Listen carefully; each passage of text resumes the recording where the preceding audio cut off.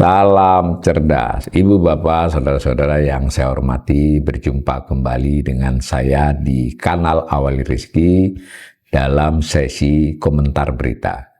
Berita yang mau saya bacakan dan komentari adalah terkait pengadaan motor MBG ya.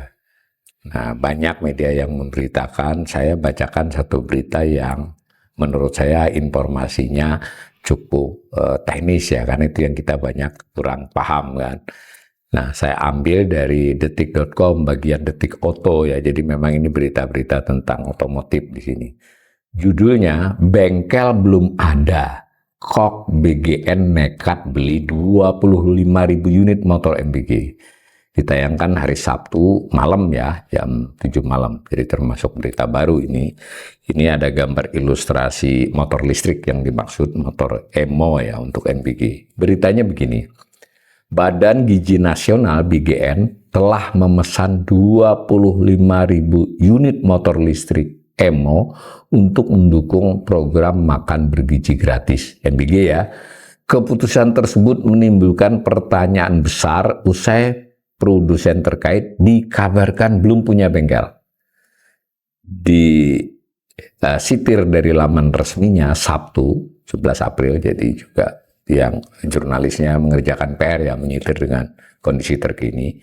Emo hanya punya satu dealer di Indonesia, yakni di Grogol. Satu ya dealernya ya, Grogol, Jakarta Barat. Bahkan fasilitas tersebut belum sepenuhnya selesai. Jangankan bengkel, showroomnya hingga kini masih terlihat kosong. Hingga kini ini berarti sampai tanggal 11 April ya. Nah, padahal 25.000 unit motor listrik yang dipesan untuk MBG akan disebar ke SPPG se-Indonesia. Lantas, jika dealernya hanya satu, bagaimana jadinya jika kendaraan di luar kota mengalami kerusakan? Untuk proyek 1,2 triliun yang melibatkan 21.801 unit, ini tepatnya untuk saat ini ya, 21.801 unit pesanannya, operasional lapangan di seluruh Indonesia, faktor reliabilitas jangka panjang, suku cadang, dan after sales sangat krusial, ujar pengamat otomotif dari Institut Teknologi Bandung ITB, Yanes Pasaribu kepada Detik Oto. Jadi ini mengutip pendapat pengamat otomotif ya dari ITB. Nah, beliau mengatakan lagi, sehingga jika jejaring purna jual dan parts lain tidak siap dijamin, risiko downtime lebih tinggi dibandingkan merek mapan lokal yang sudah lebih bagus jejaring 3S-nya tadi ya, spare part dan sebagainya tadi. Tambahnya, jadi downtime, jadi kalau sampai rusak ini lama ya waktunya. Ini ada ilustrasi dealer motor Emo di Grogol, jadi ini bagus ini jurnalisnya. Oleh Detiknya sendiri ini yang moto tuh ada Emo, ada gambar tampak depannya. Berkaca dari kenyataan tersebut, Yanes menyimpulkan motor listrik Emo tak ideal menjadi kendaraan operasional MBG. Bukan hanya jaringan yang terbatas, TKDN kendaraan juga masih cenderung kecil. Jadi ini konten dalam negerinya. Jelas tidak sepenuhnya ideal meski legal via e-katalog LKPP. Jadi memang masuk ke dalam e-katalog LKPP pengadaan barang pemerintah ya. Emo relatif baru, jadi brand 2021. Jaringan servis masih terbatas dan TKDN ini kandungan dalam negerinya ya, tingkat kandungan dalam negerinya hanya 48,5%, nggak sampai separuh. Sehingga nilai tambah ekonomi rendah, ungkapnya. Nah, seharusnya untuk proyek bernilai triliunan rupiah, Badan Gizi Nasional memilih motor lain yang jaringannya telah tersebar di mana-mana. Sebab jika kendaraan dengan jaringan terbatas mengalami kerusakan, akan sulit melakukan perbaikan ya. Ya, kira itu kuncinya. Nah, ini menariknya kalau kita di laman ini lihat juga capturean dari sebuah tayangan detik.com berupa video, bisa kita setel video pendek. Ini gambar si jurnalis di sini sebutnya Grebek dealer motor MBG untuk menggambarkan ini dealernya ini cuma satu ini, dan ini kelihatannya tanda-tandanya belum siap banget. Nggak tahu nanti kalau sudah diturunin dana ya. Nah, ini saya bacakan. Hari ini kami jadi detektif dulu dari bukan dari berita ya, dari yang Instagram ini.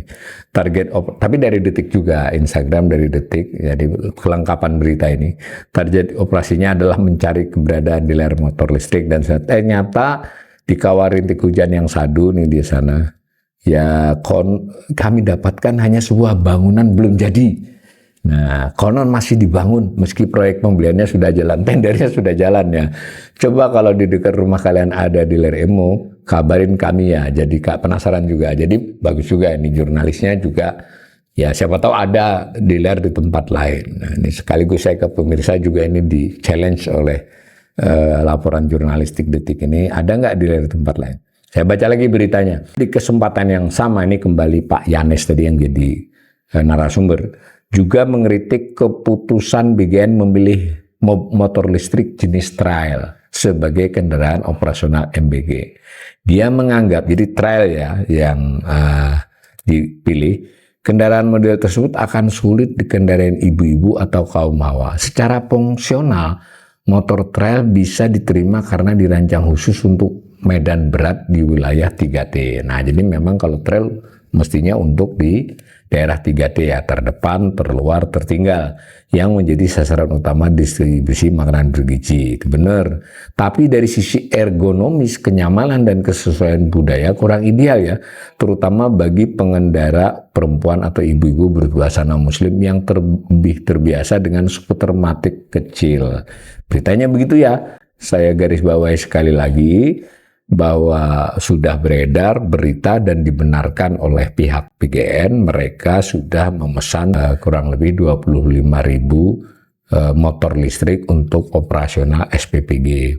Kemudian dalam berita-berita rinci dan informasi rinci itu tidak sampai 25.000 persis akibat kapasitas produksi antara lain, sehingga 21.000 berapa tadi, kurang lebih 21.800-an ya. Nah, yang kedua, ada silang sengkarut bahwa itu pakai anggaran 2025 yang di akhir tahun di triwulan 4, jadi semacam tampungan dari seluruh anggaran BGN waktu itu yang sebenarnya memang tidak optimal ya. Dalam tahun 2025 sebetulnya dialokasikan 70, ditambahi pertengahan tahun 40 sebagai alokasi ya, jadi 111. Realisasinya hanya 52. Kita belum tahu 52 termasuk yang 1 triliun ini tidak.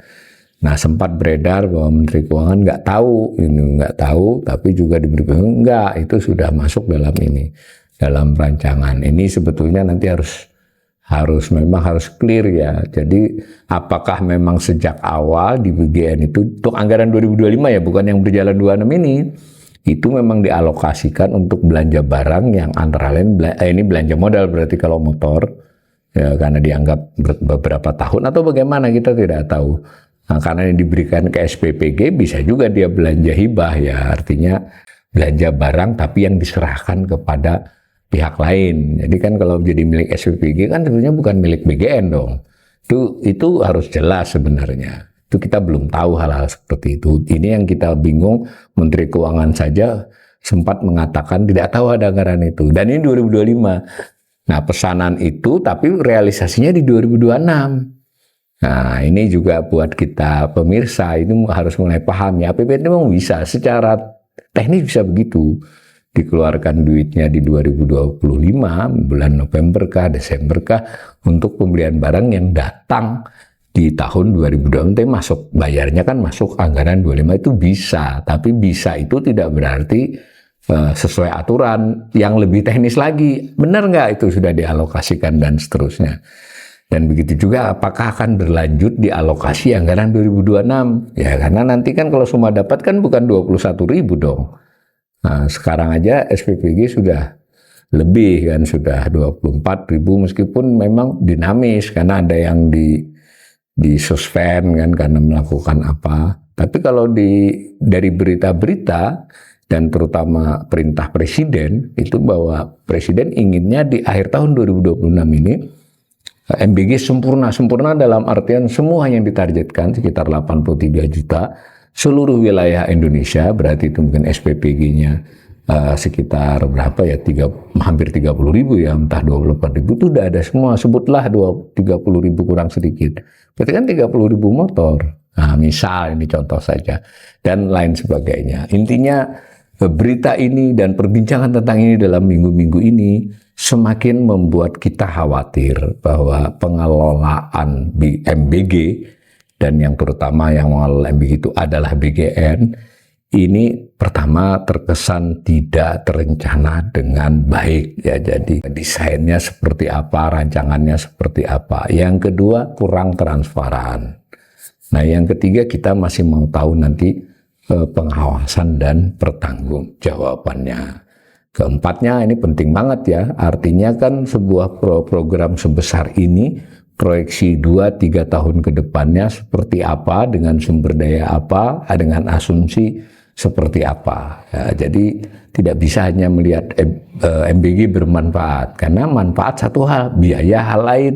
Jika manfaat tidak sebanding dengan biaya, satu program, bukan hanya MBG, itu kan program itu atau proyek itu atau kegiatan itu kan patut ditinjau ulang kalau biayanya terlalu besar dibandingkan manfaat yang diperoleh. Kedua, apakah manfaat yang dinyatakan itu adalah manfaat bersih, neto, bukan manfaat bruto. Jadi misal begini, dikatakan menyerap tenaga kerja 1,9, menciptakan lapangan kerja.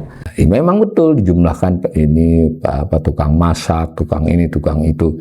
Tetapi untuk disebut menciptakan lapangan kerja sebesar itu secara makroekonomi harus dicek apakah yang 1,9 ini sebelumnya pengangguran semua. Jadi kan lapangan kerja bertambah 1,9. Kalau sebutlah 1,5 juta diantaranya dulunya bekerja, dia memang tukang masak, dia memang tukang antar, dan seterusnya, dia memang orang jualan, itu berarti kan hanya nambah 400. Itu namanya tambahan penciptaan lapangan kerja bersih.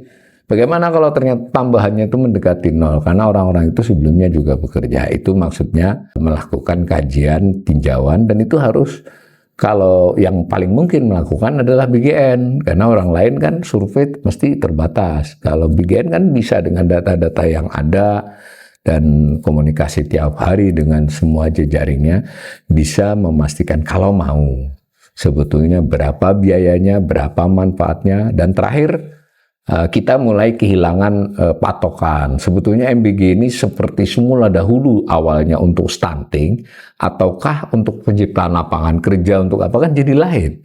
Kalau untuk penciptaan lapangan kerja jadi tujuan utama, 335 dapat segitu melalui MBG, mengapa tidak hal lain? Dapat misalnya 2 kali lipat lapangan kerja.